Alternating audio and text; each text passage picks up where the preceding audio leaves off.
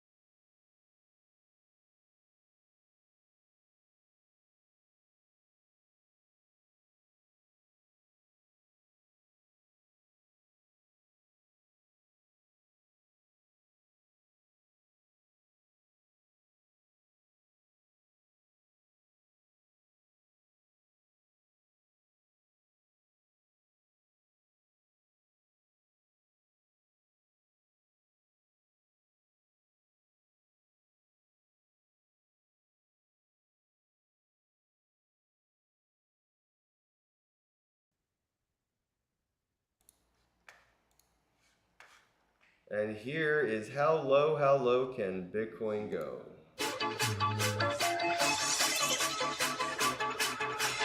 Feels gonna be on the screen today.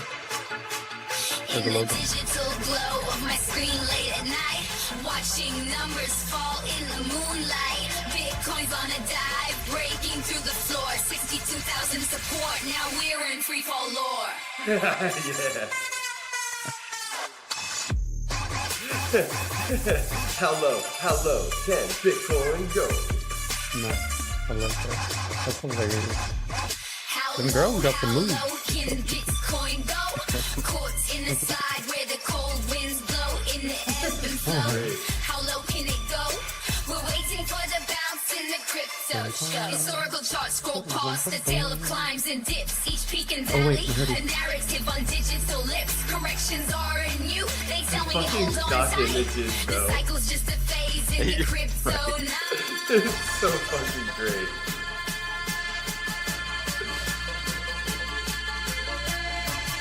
Yes. There we go. Cycle's just a phase in crypto. Like that, just don't random lady. Like, it has nothing to do with anything.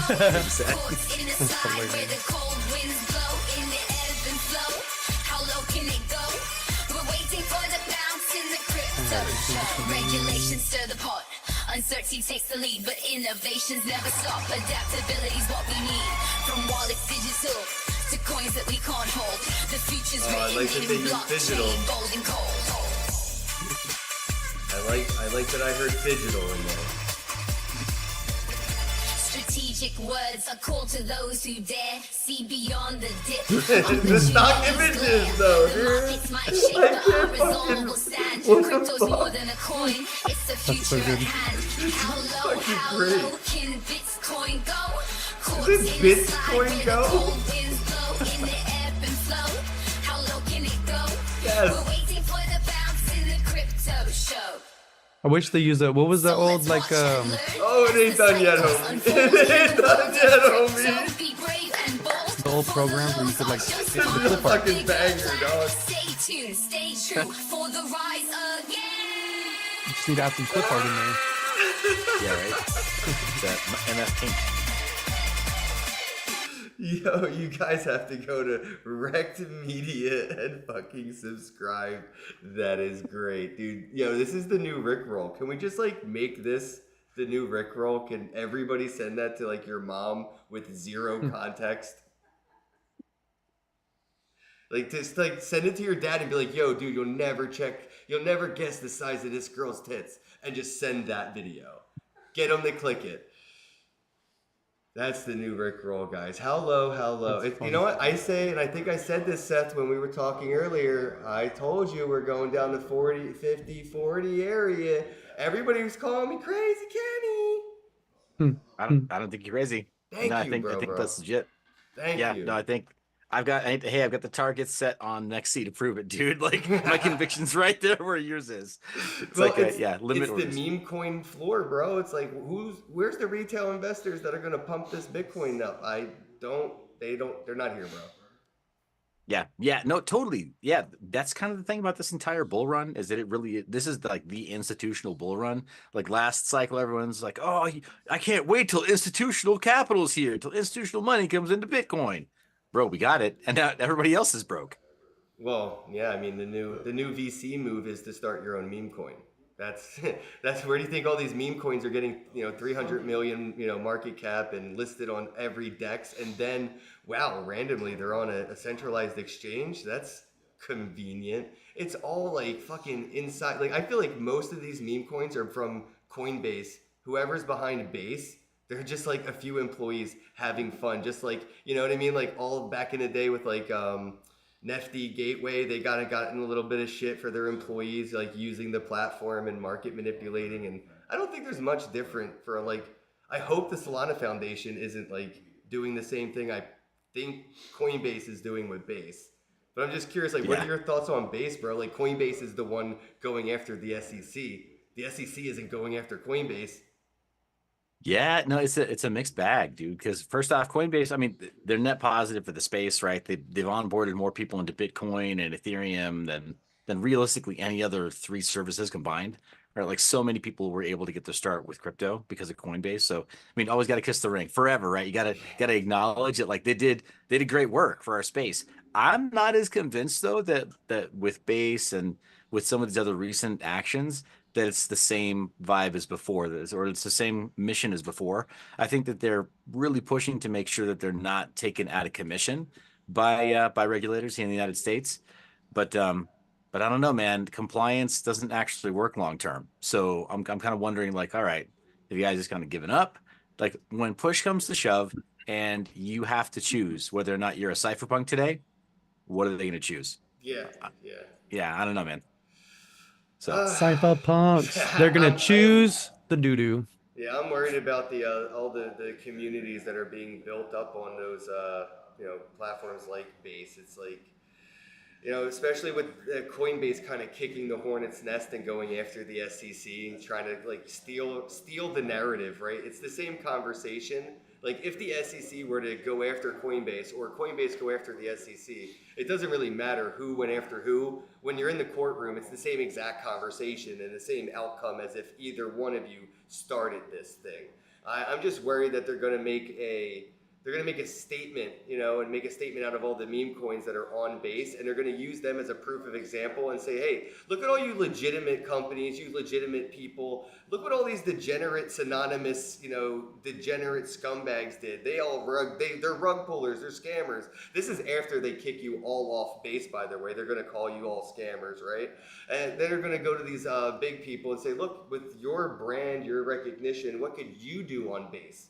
You know, like, look what they did with a dog emoji with a hat on its head type shit. So it's like they're gonna you know, culture vulture. They're going to, you know, they're gonna compromise the whole meme space after this year. It's like, this is our last year to have some fun doing real degenerate stuff with real people, and then all the VC bots come in and. Yeah, it's just like pandering. Like Wendy's is going to make a Wendy's, you know, Baconator token, but it's not cool anymore. It's pandering. It would have been cool 5 years ago. Yeah. Yeah, It's no, like, for sure. Sorry, go ahead. No, Biggie. I was like, it's like you know how all those movements that came about, you know, like just over the years, you know, all the protests and stuff that happened, and they started off that they were legit. They had real groups of people who believed in something and, you know, went to fight for a cause, but then all of a sudden it turned into these giant, you know, clusterfucks where it was these protesters that would just show up, start destroying shit and just like completely changing the narrative and then making it a terrible thing. That's what I feel like that's how they do it. They infiltrate. Well, once was good, you know, like the whole thing, crypto, all that shit, they're gonna infiltrate it. They're gonna put in all their stand-ins, and then they're gonna just destroy it completely. And they're gonna be like, see, look what y'all did. Y'all messed this up. Y'all screwed this up, did all these bad things. Like, no, it wasn't us. It was you looking like us. It was you looking like us. What do you think, mind your biz, bro?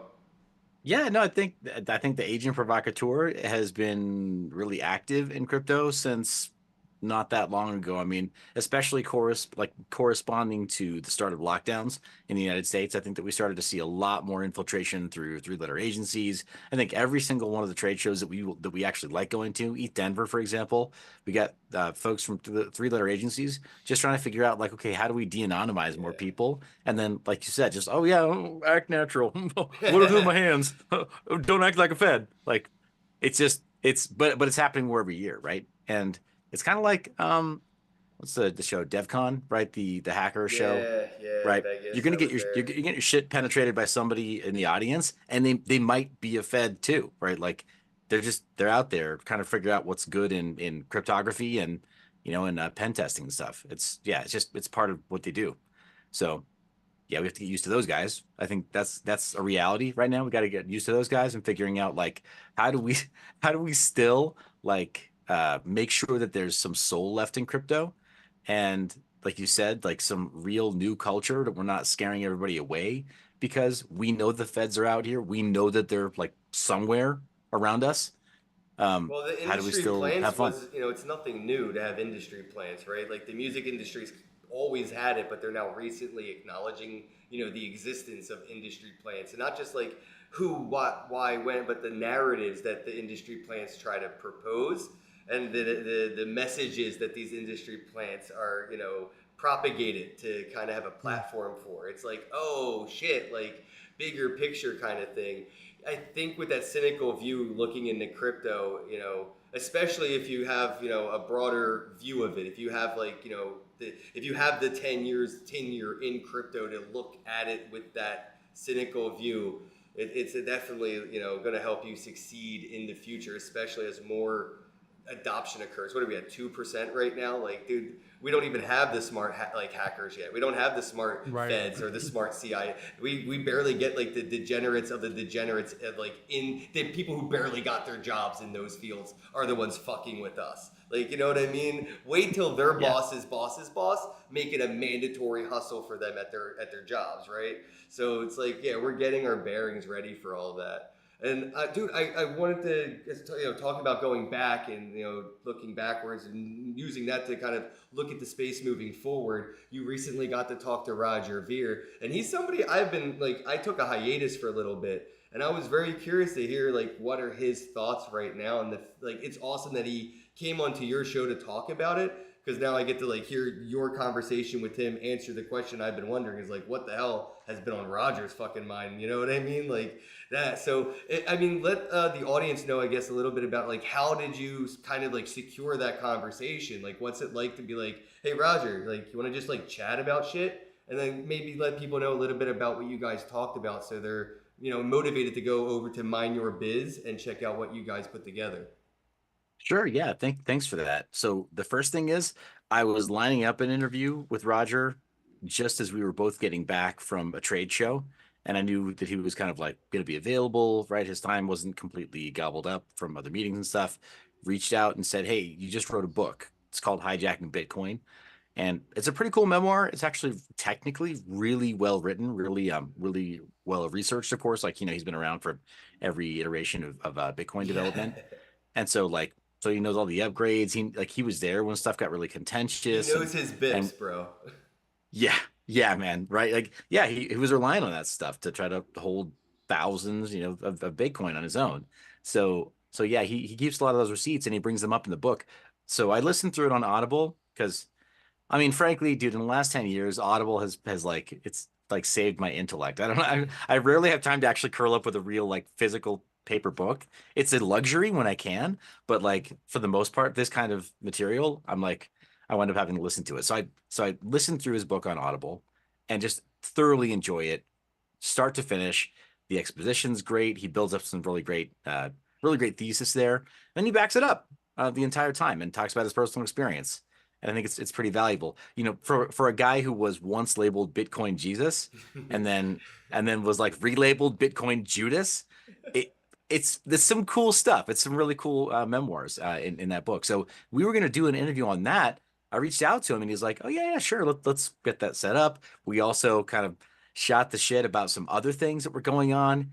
Frankly, he told me he thought it would have been really entertaining if Ben Armstrong had accepted my challenge at Karate Combat for the first Influencer Fight Club.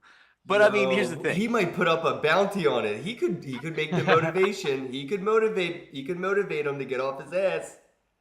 Yeah, well, maybe. My thing is right now, like I'm extremely busy and training takes a lot of time, dude. Yeah. So for me, it's not something that would even interest me.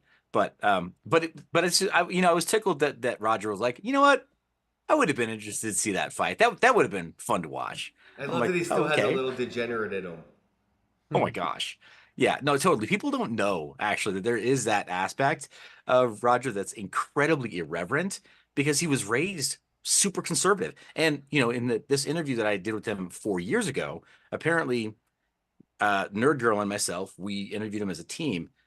This was the first time anybody ever really asked him about his religious upbringing and about kind of his worldview. And I mean, we Wow. actually, as a personal profile, kind of a biography, we went places nobody else had gone before in that interview. And so to be able to follow it up would have been great, except that the IRS and the nation of Spain had other ideas, plans for Roger. So that's on hold right now.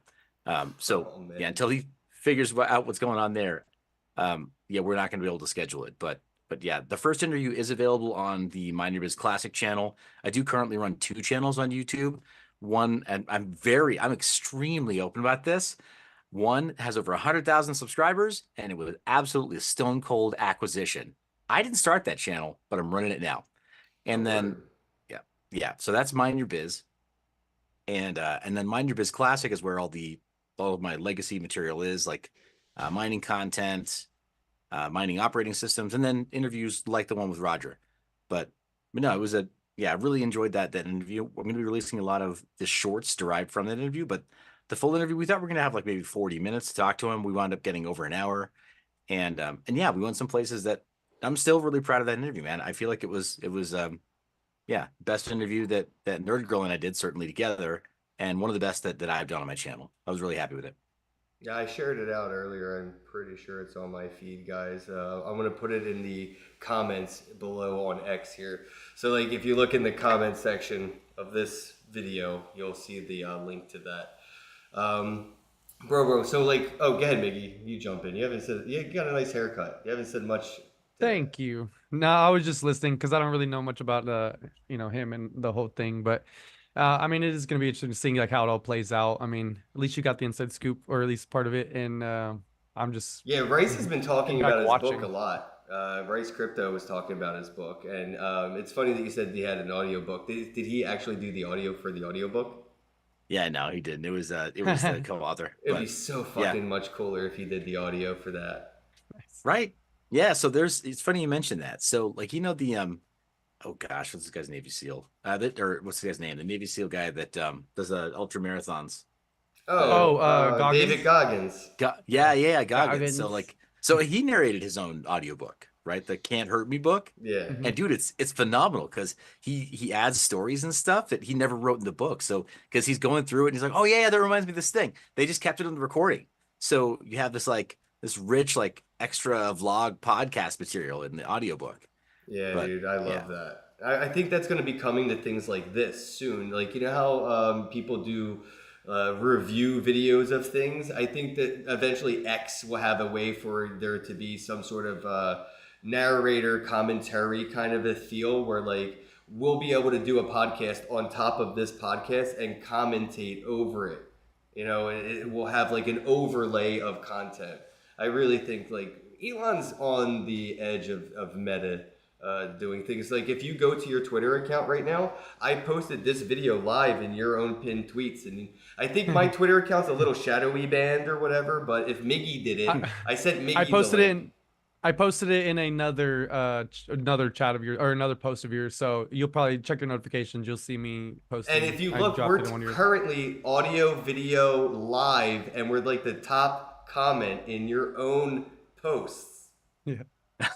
Yeah, no, I see it. Oh Yeah, my you gosh, see I that, saw guys? it where it was posted. Yeah, I'll drop it again We're just so taking you can over see the actual X. stream, I'm too. going to I'm a virus taking over X with this hashtag. Not another Bitcoin podcast.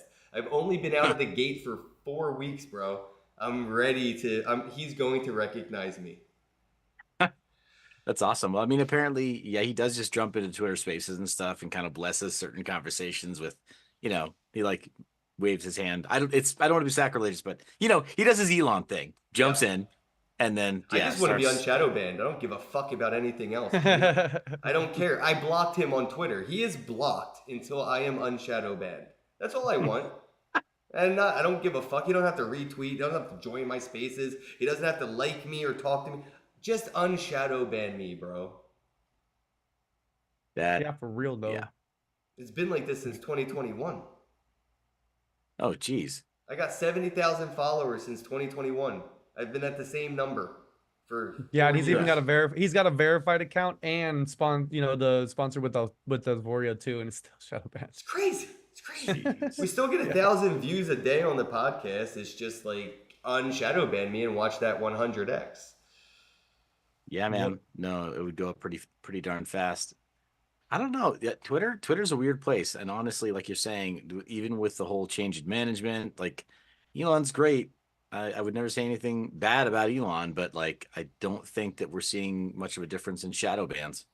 Yeah, it's definitely the same fucking place for me. Nothing's changed since he's, I even gave him $300 for the check mark and nothing changed. But let's get over that. Dude, are you active in Telegram?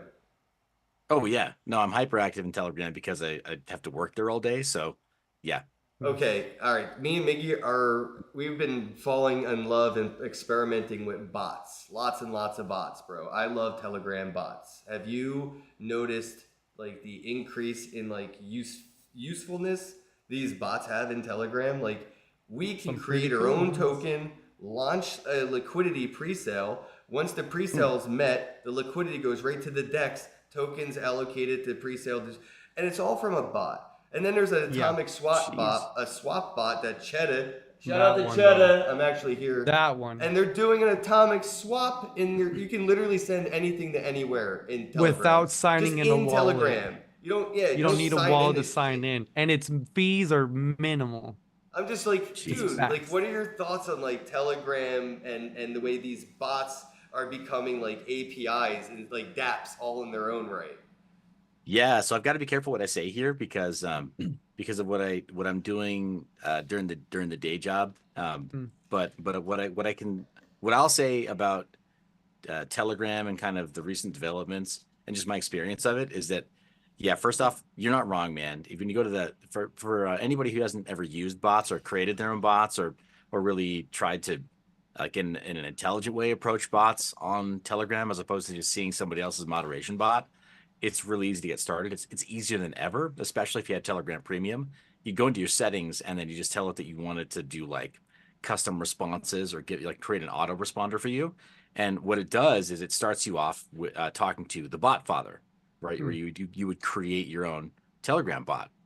But it's such a fundamental part of the experience, like you're saying, that like now that functionality has gone so deep and they've added to it progressive web apps. Yep. So anything you would normally be able to get to run, oh my gosh, no idea what my webcam You just is got a doing. thumbs up and froze. It's like that is so Oh, funny. yeah. He's like, It's not even like a useful pose, man. That's not even to give you any algorithm love, man. Jeez.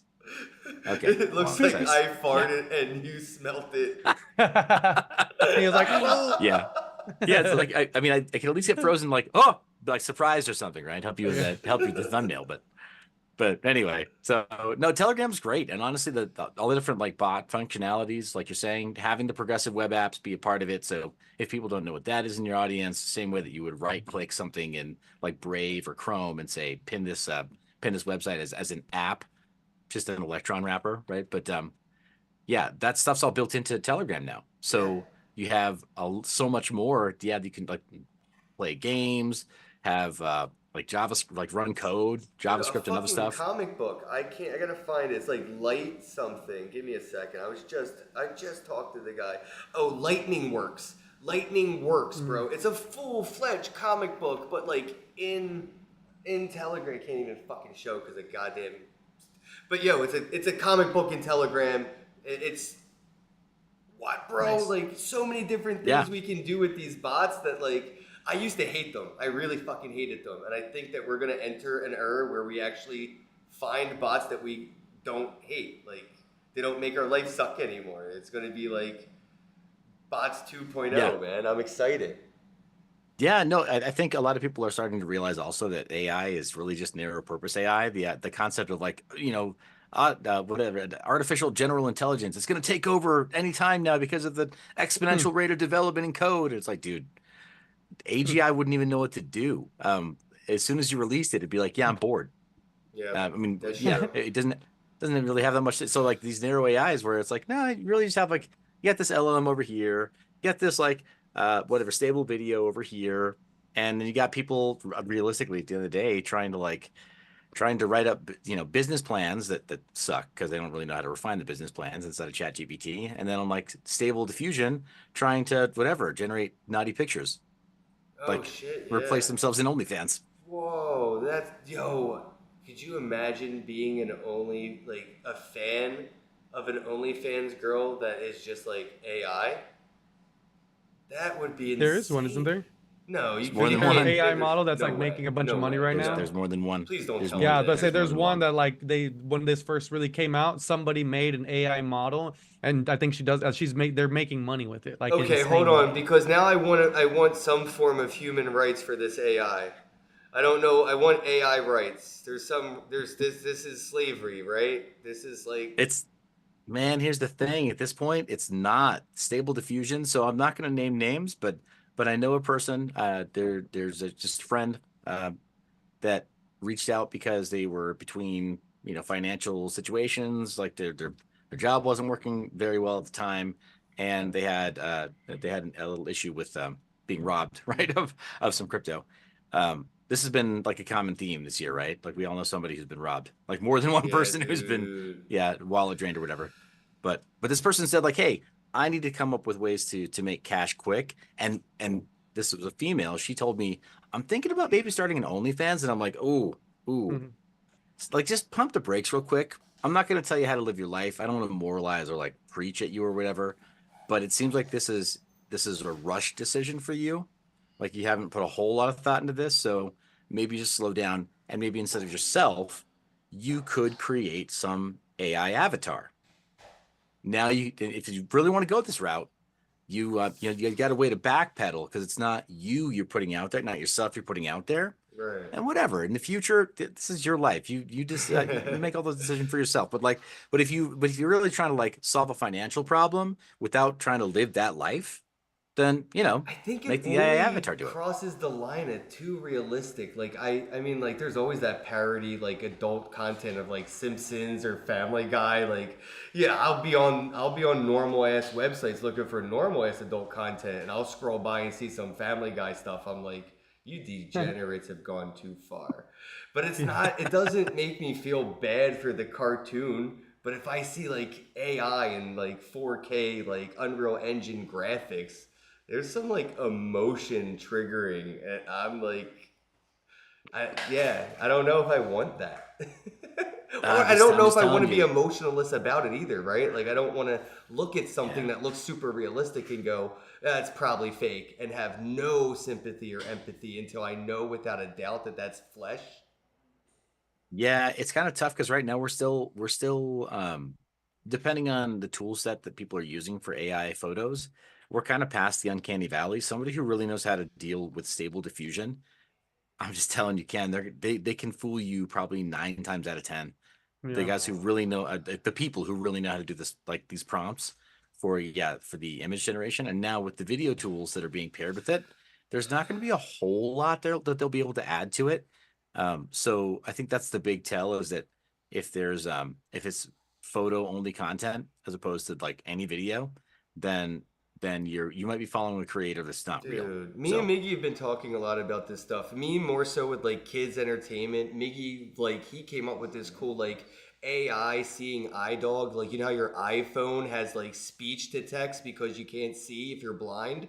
Well, using an AI companion dog in the metaverse, pretty much reading the environment out to you like a text-based representation of the visual world. I think that shit's dope. And with Elemental Souls, I come together with an artist to make a kids cartoon to focus on that exact thing you were just talking about. Like, 10 years from now, somebody's going to be able to call one of my nieces and nephews, and they're going to be able to use deep fake, and they're going to look just like me, and they're going to sound Yeah. just like me, and they're going to be able to tell Yeah. my niece or nephew to go to the router and go grab the number off the router real quick because I have to fix something, and there goes everything I've ever worked for. So like Yeah. teaching kids about these brute force social attacks that are going to be coming with this new level of AI technology, where it's like that might not be grandmom on the Zoom call. You might Right. want to make sure that's Yeah. grandmom on the Zoom call, bro. Yeah, right. Yeah. Yeah, the concept of second factor authentication. So we're used to that for like logging into online services, but yeah, I was making a joke about it earlier today, I think with Niggy, where he said something to me openly on Twitter, and then I responded to him privately on Telegram, Oh yeah. and Yes, we yes. joked about it. Yeah. But I mean, that's going to be a regular thing. Just that's how Right. we have to Just to move. make sure, like, hey, Yeah. is it you? Because I'm gonna send you this message on your other thing. I'm not gonna Yeah. tell you which thing. It's on the thing. Yeah. But yeah, because Yeah. I mean, you gotta also imagine. I mean, like, so for Asvoria, we're gonna be using AI training for our avatars. You know what I'm saying? Like, so that way you can be in the spatial web area, you can be running your business online, but you don't have to be there. Your avatar will respond like you, will, answer questions like you, will kind of, take on your personality. So like Ken said, someone could have an AI trained, like, hey, I'm gonna have it trained to be like this person. So that way when I take over their persona, it's gonna be just like Well, them yeah, in a Mind sense, Your you know what I mean? Biz has enough content out there that anybody could throw it into a AI Right. sniffer, and they would be able to say, learn his mannerisms, his enunciations, the way he enunciates words, the way He that phrases yeah, repeatable and then words. all like- that stuff can be done. It's like been done. Look at Tom Cruise deepfake from like 6 Yeah. years ago. That's That six, was good. You know Yeah. what's fucking funny? You don't see shit like that anymore because they don't want you to know how good it got. How good, yeah, advanced it is now. No, well, that's the funny thing. So can You we talk think you're about seeing exactly that? Yeah, exactly. Go ahead.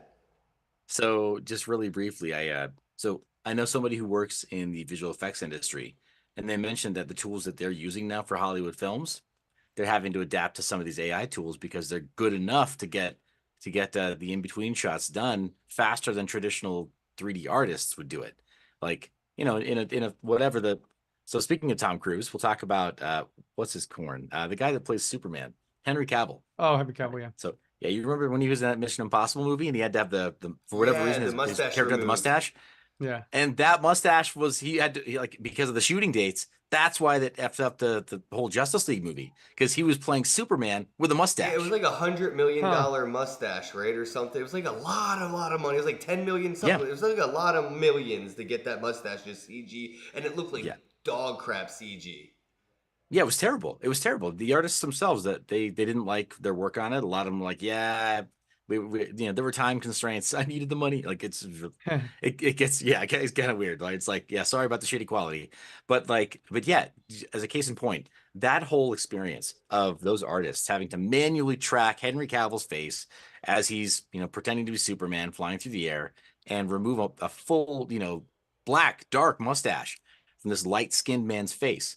Um, that's a Mm. really difficult thing to do for visual effects artists. And what I'm hearing from this guy is, well, if we had some of the AI tools that exist right now, it would have been done faster, cheaper, and looked way better. Hmm. Yeah, they don't even So, need Henry Cavill. They can just click, there he is. right? Yeah, or Isn't at that least what the his new mustache Space is gone. Jam was about? Like LeBron James goes into the metaverse, and in Space Jam they just like scan his body and they tell him, we can put you in Harry Potter the original movie. We don't even need your body. You can replace Daniel Radcliffe as Harry Potter. And like I think the new Space Jam movie with LeBron James literally covered this, where it's like we don't need I you. think the kid in the movie, he created a character, like your creative player, and it was like an avatar or something, but he like, created a digital version of some of himself, but it was like, I don't know, some type of AI thing or some shit. I have to watch that again, but Yeah, dude, it was it got a little weird. I crazy. haven't watched it in a while either, but it's like oddly relevant to this. I'm like, oh, okay, Space Jam. But then you got AI like my Alexa. She'll respond to shit and I'll be like, I didn't even say your name. Nobody said Alexa. What are you doing? She's just like responding to shit that nobody even talked to her about. I'm like, AI, you're stupid. Don't talk to me. Yeah, see, I worry about having anything that has open microphones on it where I'm inviting it to listen to me like that, and specifically any of the personal assistants. Hmm. So, Oh like, yeah. I yeah, use I mine like at like, work, it. so we I just like it listen to all. music Give in the it all to bakery. me, bro. I want everything Yeah. to listen to me, and I just want it to work. I'm not Yeah, worried. like go ahead and listen to me. You're not gonna Yeah. like it. Yeah, exactly. Garbage in, garbage out, baby. You feed AI whatever, you know what I mean? Like, yeah, no, it's fair. I mean, it's kind of funny you mentioned it too. Like, I guess I'm really resistant to it because I still want to try to maintain some of the privacy that that we're losing so fast. And one of the ways you can do it is you just have to opt out of giving certain information away to big tech. But at the that same opt time, like you're isn't saying, even real, dude. Right. That's like op theater. It's It's option like theater, and it's not it's even like a turning real off your option. phone. If you turn off your phone, the government can't see where you're at, You know what? can't Like, activate. if But it's you like, know how you can. VPNs really work, you know you're just paying a company to give your shit to the government when they ask for it. Like, there's yeah, no VPN that's gonna go tell the government go fuck yourself if you get a subpoena for your data. It's a company. They are actually filing your shit. Like, they're keeping track of you. And if somebody asks what you've been up to, that VPN company is going to hand over that information. So all of this Yeah. like privacy bullshit, it's all theater. And it's just like, how much of it do you need to sleep at night? And like, if you're too woke to it, you're gonna bite your nails until you faint. Yeah, you're never gonna yeah, have anything, no That's why phones, no John nothing. You'll be in a McAfee was dark room. fucking ripping his hair out trying to tell everybody like all this is security theater. Like, it's really not as secure as you think it is, especially with the way yeah, that IPFS is like, or like your Mm. internet service provider is literally like that is the centralizational point of everything. So to say like Bitcoin is decentralized, like, do you have decentralized electricity for your miners? Do you have decentralized, AWS type servers for your fucking like? No, No. It's the so internet. right. funny that like all this decentralization is built on centralization, which means it is impossible to call it truly decentralized. It's just like kind of decentralized over here. Right. Yeah. Or whatever. Yeah. If there was a failure of the critical infrastructure of Web 2, then yeah, Web 3 stops working immediately. But wait, we got CB Yeah. radios. You can do a Bitcoin transaction on a ham radio, bro. Come on, mind your biz. You know that you can run a node off of a satellite dish and a solar panel, and you can send Bitcoin over the ham radio. You could do it by hand. You could do it by hand, baby. Technically, yeah, you can't do the math. You Yeah. can You you can can do solve it the math by- of transaction by Fucking hand. Jesus Christ, Mickey. Somebody's done it. I've heard somebody's done it. You can do a Yeah. Bitcoin transaction by hand. We do that shit by hand, baby. Fucking write that shit out. 0.0001 Bitcoin You know to what, dude? If it comes down to that, I'm only doing Bitcoin Cash. nice. I feel like That's the math awesome. won't be as hard. Yeah, I don't know about that. I think it's just some of the same elliptical curves, but like, it's still like, No, you're but totally Bitcoin right as Core far as all that is stuff. overcomplicated for no reason, I feel like. At least Bitcoin Cash is somewhat simplified. Yeah, Like, fair. mundanely, I don't mean to, like, the actual fucking code. I'm being philosophical, facetious. I just would like Yeah. to say, if I'm going to write down a Bitcoin transaction on paper, it's going to be Bitcoin Cash on paper.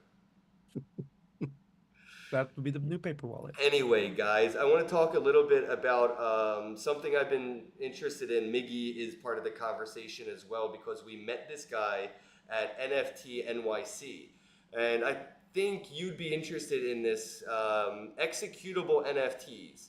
NFTs with an .exe file or a .sdk or iOS type file in the image. So when you get this NFT in your MetaMask wallet and you tap it to start the GIF animation, in the background, it's installing an application, whether for malicious purposes or maybe that's the purpose of the NFT is when you tap it, it installs a music video, right? Or a keylogger, who knows? But I'm curious, what are your thoughts on having this metadata in NFTs that can actually be executable just by like starting the animation of a GIF?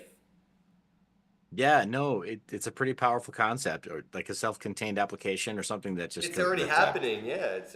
Yeah. I've seen it done with poker games and pool. You can play pool from like the executable NFTs, so it's like it's happening. It's just like I haven't seen it done maliciously unless it's already Yeah. been done and we don't know. Yeah, right. So I'm kind of thinking now about, now that you mention it, like just how deep you can just how deep you can make that, like based on relative directory structures. If you could have like full websites with resources that would allow you to run code like JavaScript or whatever else, and yeah, have like a full game, Well, why wouldn't you right? be able to daisy chain it like a BitTorrent, like a torrent file, and have the executable auto execute 50 NFTs simultaneously that are contributing the hash that is the file itself? So you don't have to have so much data in one executable NFT, but the one is like the domino that starts the other 50 NFTs in your wallet to chip in those little torrent files that fill in the game. Yeah. There's a lot of dependencies though. It's a lot of external dependencies. So I think that's maybe the only reason that you might not want to do it. And then yeah, if you're so reliant on what would ultimately have to become centralized storage, again, like your point before, centralized storage. Ooh, the boogeyman, centralized storage. As opposed to IPFS, where you definitely have to rent some kind of a VPS so that you can seed your own IPFS content forever, right? Yeah, but it's I decentralized. think we all agreed So- on 200 years when it comes to like IPFS. I think that's like the forever that we've all agreed on. Like, if you can say your Pinata Cloud's going to host these images longer than that, you're a scammer. But you can say for 200. That's kind of what the NFT community kind of agreed. It's weird. It's like literally Pinata Cloud is like Mount Gox waiting to happen. Right. Yeah. Well, Pinata. I mean, the nice thing about Pinata Cloud is that I guess it's really just kind of an initial service. And yeah, the biggest problem is that most people when they're committing stuff to IPFS, they don't know that they have to seed their IPFS hashes, or like they lose their permaweb presence, right? Like it's not permanent as soon as you stop guaranteeing that your content is seeded. So like, yeah, that's where I think, yeah, huge misunderstanding among people who use IPFS. So even the 200 year like figure of like, oh yeah, maybe 200 years. I'm like, dude, depends on how popular your stuff is. There are plenty of people Right. who, whatever, their stuff's just gonna fall off because nobody's mirroring it. They're gonna That's be like, funny. What is "Eh." it, the Wayback Machine? Like for websites and stuff, if you don't look into the history of that website after a while, it's not really in the archive anymore. Like, so you have to keep Yeah. reading history on the internet to keep, motivating it to stay there in the cache data. Otherwise, it just Yeah. gets dumped into the recycling bin.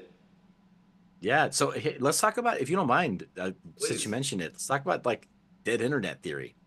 I think Ooh. Okay. people are not really acknowledging the fact that, yeah, we've lost more than It's we've already dead. maybe ever Yeah. created. Yeah. It's Yeah, already right. dead. Like all the good stuff, all the stuff that like seemed like it was real and genuine and indie and yeah, a lot of that stuff we've just got tons of link rot, and then yeah, sites that just don't work anymore.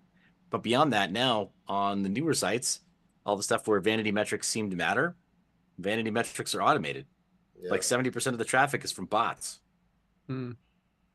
Yeah, well, nobody wants to be the first person to like anything. So if you can bot your post to 75,000 likes, then you can get 50,000 genuine likes, right? Because like people don't want to be the first to the 50,000 people to hit like on your shit, because that means I have to do some DYOR. But like if 50,000 people liked your tweet, that means they did the DYOR. Somebody else did I it. just have to like this one tweet. I don't have to worry about you being racist last week and that shit like following into my like what do I like on the internet. But I really feel like that's the problem, is people, they don't want to interact with anything unless it has that botted impression. It's almost like a self-fulfilling nightmare. Like we are doing it to ourselves. Like I know that I am sometimes hesitant to interact with certain things before I go, all right, let me see what else is in the feed, what's in the comments. It's not as easy just hitting like and share these days because of like the whole fucking cancel culture shit. And then on top of that, there's other movements that have happened that we have to be aware of when we interact with people on the internet, that we are like sometimes supporting their personalities that aren't very fucking good. So we have to be like, so when you see 50,000 likes, 20,000 retweets, that's what gives people that peace of mind to just blindly interact with people like fucking like Harvey Weinstein and Bill Cosby. Oh, they got all these likes, so it's safe to like them too. It's not really how Right. that works. But it's in Right. social constructs now. It's in the mindset, and I don't know if we can break that. If we can get back to like, I'm just gonna like this and I'll be the first. Like you don't see first anymore. First. It's fucking Yeah. corny. It's like dangerous to be first now. Yeah, no, it's a fair point. I hadn't even thought about the fact. You're right. I mean, first is an endangered post. I haven't That's seen it in all like part 2 of or dead 3 internet, years. right, dude? That's like, to me, that was an indicator of like, oh yeah, the internet was dead when I stopped noticing first. Jeez. Yeah, no, I think you're exactly right. But I mean, so right now I think that's a huge problem that's going to affect us in cryptocurrency and Web3. So I think in part, like earlier on in the episode, how you mentioned, yeah, retail is not really out here with us. They're really not coming out to play yet. It is like the institutional Bitcoin bull run, the institutional halving. So I think part of that has to do with the fact that, man, a lot of retail has been deluded into believing that we're engaged in stuff that matters because we see a lot of vanity metrics, and then we're kind of being fooled into believing that yeah, there's more community online than maybe sometimes there is. Mm. So yeah, That's I why I think like they're telegrams. related. I like going into a telegram and seeing how many people are online, and then how many Yeah. people are actually talking. And then I don't know if you're aware. I think I told you a little bit ago about Cheddar, but if you go to like Cheddar Telegram, there's the video group chat, and like the team is in there, the developers are in there, the founders in there. And it's like a group chat, like live stream in Telegram. And I'm like, Yeah. oh, no bots. These are faces and voices, Hmm. and I People. feel like that's what we need these communities to do more of, is like proof of human, proof of life kind of things, where it's just like, these AOL chat rooms, but with like video. You know what I mean? Where we can all just jump in and be like, oh, there you are. Here, I'm holding up 3 fingers. Okay, I'll see you back in the comments. You know what I mean? And that's just, you jump in, jump out, prove that you're you, and go right back to the chat. Yeah. Yeah, no, that's great. There are a couple of communities that are really good that way. And yeah, I think you're right. That's going to be one of the only ways you can do it. The one thing that's going to make that difficult for certain creators is that some creators, I mean, they're really good at live streaming. They're really good at certain kinds of engagement. They're really good at maybe post-produced content. And then when it comes to live interactions, they're not going to be that person who's like on a party line or hangs out in a certain way at other live events. Like they just vibe at a different frequency. That's Very, very true. cool people, but like it's just different, right? Like these professional Web3 gamers, or not Web3 GameFi creators, but professional GameFi like gamers or whatever, man, to stream for 5 or 8 hours, that's something that not everybody can do, Yep. and so having that same kind of sensibility in Telegram, where it's like, no, we're just gonna hang out and have voice chat open for 10 hours today. It's not gonna work for everybody, but I think you're right. For the people that do know how to make that work, yeah, they're gonna win for sure. Very interessante. How do we beat this? Like, how do we change this? How do we get back to like real people online? Yeah, I think Ken, he really offered a really valuable solution there, and that is you have to support platforms that kind of reward real-time engagement. I think that's why Yeah. Twitter Spaces has become so popular, is Yep. Right. because you do have that, yeah, that real-time feedback. And when you have whatever, a stage packed with like a dozen people, It's what made it can get pretty Snapchat awesome. special. When Snapchat first came out, you had to really be there. You couldn't use an image from your camera roll. You couldn't use any edited videos.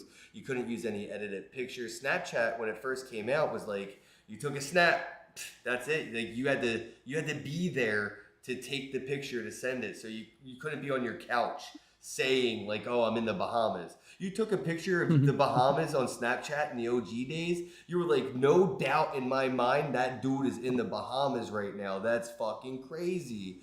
And like, I want to get back to that, like on the internet, that energy. Like when I landed here in Miami, the first thing I did was I jumped into the fucking Telegram for Cheddar and I went live with my feet in the ocean. And it hits different than a picture on Instagram or Facebook or Twitter or whatever, because that could have been from last year or 10 years ago, or might be from AI that I said, here's my feet, put it in the ocean, blah, blah, blah, with the prompts. Like it's more visceral, and I think that's like what we're gonna have to figure out is like these ways to just feel more physically connected even though we're digitally separated.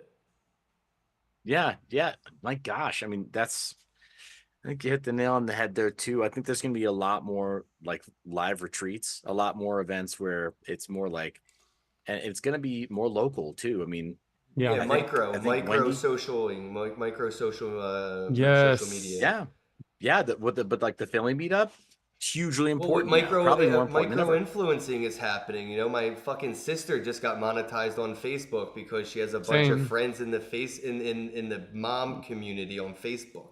So she's like a Yeah. Jeez. micro influencer for like the neighborhood. That's cool. Yeah, my Facebook got monetized just because I get a lot of engagement. I've made like $90, in the last six What I'm months, saying but is like everybody, my That's mom is cool. going to yeah, be an influencer on Facebook. So like the micro influencer thing is like, if you're into like knickknacks or if you're into like, Ouija board stuff or if you're into like collecting surfboards, like all that is going to be monetized into micro economies. And that's what's going to fuel these like events, these meetups that are going to be funded through the yeah, monetization funds that Facebook groups use to curate the yes, content that people create. So if you create surfer content, there's probably going to be a Facebook surfer page. They're going to curate all this shit. They're going to earn money. They're going to put on events. It's going to be, yeah, it's just going to be micro, and it's going to keep going to this like, smaller level. It's going to look big on the, when you yeah. zoom out, like Red Cross or whatever, right? It's like, oh, it's a scam at the top, but at least they do some good on the ground. Like you'll see it. Yeah, So I mean, Yeah. things need to descale. Like this is, I'm glad we're talking about this now because like this is something I've been talking about for the last couple of years, since we've been going to the conferences together. Like that's something that I noticed was that as the conferences were scaling up, that kind of quality interaction was going down. And then on top of that, all the things we just talked about is it really emphasizes the importance of really scaling down these conferences, really taking a step back. We advanced so much in so little time in a sense that we really kind of jump the gun, and it's like really important to kind of pull back, have smaller meetups in every major city, and then after every major city have small meetups in smaller cities. mhm. Access is the most important part of all of this, is giving access Yo, to everybody all facts, around. bro. being don't make them come to you. You go to them. Bring the event where the people are. Don't make them come to you. Don't make them fly. Take the event So are you everywhere gonna you go knock possibly on can. people's doors, Miggy, and be like, "Hey, you guys Yep. got time to talk about our Lord and Savior Satoshi Nakamoto?" Yeah. Well, and then that's why I'm glad I joined the Pizza Dow stuff because like That's that's what I true. want That to do is out what in they do. Oklahoma That is because in what they Oklahoma do. there's a very very tiny crypto community. Like I saw one meetup that I found and I saw and I got invited to it because of all my invites whatever. You know what, And dude? Yo, mind your biz. Are you going to Consensus? Are you going to the Litecoin Summit? Are you going to Bitcoin 2024? Like, what's your? going to I guess like shitcoin. yeah, we're trying to make sure shitcoin Yeah. happens. We're putting it all together now, but I'm just curious. As we wrap this up, like, kind of, are you going to any of these events? Do you plan on attending anything, or what do you kind of Yeah. got coming out? Yeah, no, for sure. So consensus is definitely going to be a I'll be reality there. for See you me. there. Yeah, Yeah, we'll be potentially there. also. I mean, there's a possibility that will be at Token 2049 in Singapore, which Ooh. is same month. Not convinced for sure. Might just keep it domestic though. Yeah, and then go to the Bitcoin conference and the Litecoin Summit right afterwards because Nashville's awesome. First off, Yeah. I think that is very cool that they're gonna do it there. Yes. But then also, yeah, Bitcoin was awesome last year, and man, this year I think it's gonna be even better with runes launching. And I think as soon as the Yep. fees kind of get back to within a range that people kind of where it's more like you so what am I trying to say here?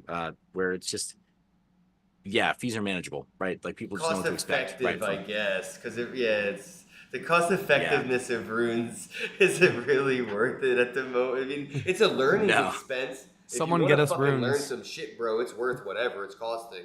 I'll tell you that right. much. Right. Yeah. I mean, yeah, ordinals too, right? So people Hmm. they spent quite a bit to learn that lesson, right? When ordinals were still kind of doing experimental. And then the same with the Litecoin ordinals, because they had Taproot. So it was like, people who took those early lessons, great. And I think Runes is going to be the same way this year at Bitcoin. So I'm excited to see what comes out of it because I mean, not just exhibits, but people who are like really making stuff happen. And we'll see who actually succeeded, right? Because there's going to be some runes companies and plenty of runes I projects feel nervous that are for them. starting out. Yeah, I want them all to be successful. I'm really excited. Like you said, it's kind of like it's the thing that can breathe some life into Bitcoin and make it cool again. And like, Right. yo, this is going to Yeah, be a good indicator conference. Like, if there's going to be a conference that's going to give us an indicator if Bitcoin's like going to get its fucking mojo back, it's going to be Consensus in Austin. So we're all going to be there. Everybody you see here on screen, me, Miggy, Mind Your Biz. If you're going to be out in Austin and you guys want to hang out, just go ahead and hit us up. I'm sure Mind Your Biz is down to meet some DGens out there in Austin. I know me and Yep. Miggy are. oh yeah, Mind your oh biz yeah, throwing a pool party, by the way, y'all. Look for that. Yeah, Liquidity pool yeah, he's party going to in be Austin, hosting a baby. pool Let's do party. it. Yep, yep. No, I seriously do want to because it's supposed to be Do you hot. So I want was like, can we to? have a pool party, guys? Let's do it. yeah, it's awesome. I'm Yeah, serious. Yeah, we're gonna figure that out, Miggy. We did it in Yeah. Miami. We can do it anywhere. Yes, we're right. Well, it's let me on. just say, hey, to any potential sponsors who are watching this right now, if you can reach out to Megan and say, hey, we're sponsoring the jet skis, then we have resources to get us out to Valente Beach, a little bit out of the Hey. way in Austin. I don't know why that's happening. Anyway, to bring back a little bit out of the way in Austin, but it's a very cool experience, and we could get some really really epic stuff happening there. Just the same way that like a few of the homies out in Dubai, right? They did the ATV like Yeah. falconing, the whole desert Sahara Oh, thing, that was cool. I saw that. I'm so jealous. right? Me too. I didn't go, but we can do it on the water, man. Yeah, I'm Oh, Out in down. Austin. I dude. got a All lot of people's right, down I'm there. down. Texas is my state. It's my Texas home is where state. I'm gonna go. I've been saving up some like I just want to do like DGen shit with my DGen friends' money. So like jet skis are on the table for sure.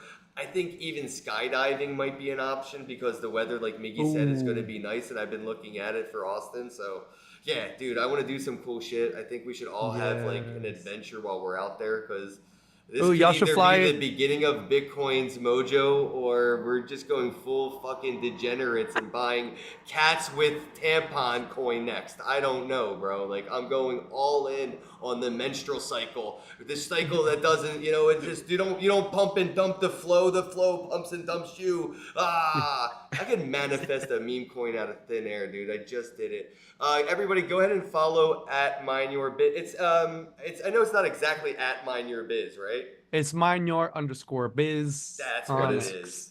Yeah, _biz on X. Get and check them out.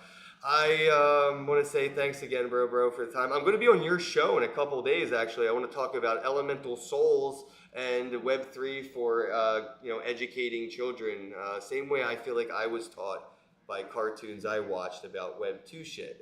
Cyber Chase. If you haven't heard of Cyber Chase, it's a good cartoon to watch before our podcast because that's what inspired me.